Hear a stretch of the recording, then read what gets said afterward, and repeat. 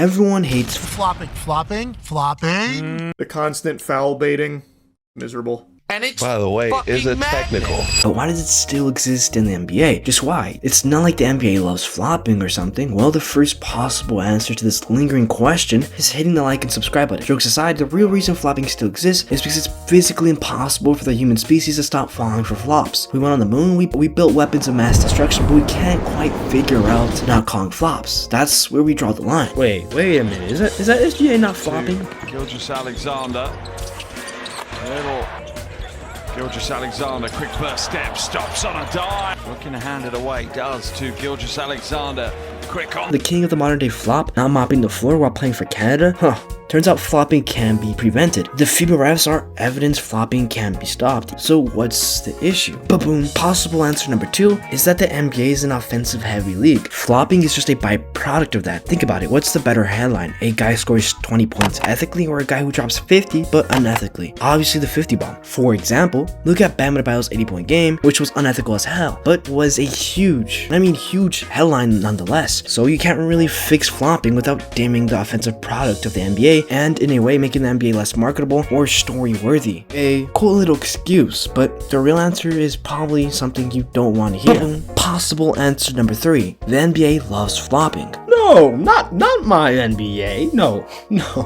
This obviously couldn't be true. The NBA would never love something so horrific to the game of basketball. I mean, even back in the 60s, the NBA hated flopping. When the 7-time NBA champ Frank Ramsey published an article about flopping and all the tricks behind it. This article exploded in popularity, but not with love. The fans hated it, and then, in a sense, hated Frank, who after this article plays final season and would get chance of not MVP, but fake. Mind you, he was a bench player, and yet arenas chanted him for the first time. His championship career tarnished with the label of fake. The NBA themselves hated this flopping thing so much that they sent Frank a letter saying, "We don't agree with what you did." You see, that's no better way to show how you don't love flopping. Even 10 years later, the NBA continued its dislike of flopping after a flopping epidemic arose and exploded with an angry Dave Cohen sucker-punching flopper Mike Newland to the floor after a horrendous flop. Flopper Newland, however, was quick to get up and shoot his free throws. The fans were rightfully pissed, and so they tossed a nickel from the second balcony that sniped Newland on the head while he shot his free throws. Later in that same game, a fan threw a beer all over the Rockets bench, and a random fight broke out between two fans. A messy game to say the least, but this was media gold. This story exploded all over media.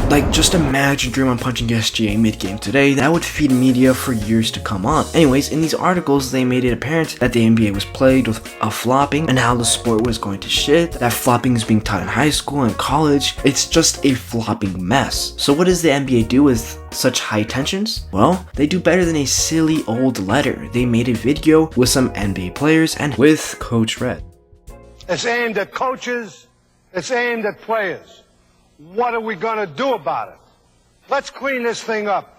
Let's not hurt the game. There's no better way of saying no more flopping than getting the former head coach of Frank Ramsey, who totally didn't allow Ramsey to flop. You see, still showing that the NBA doesn't love flopping.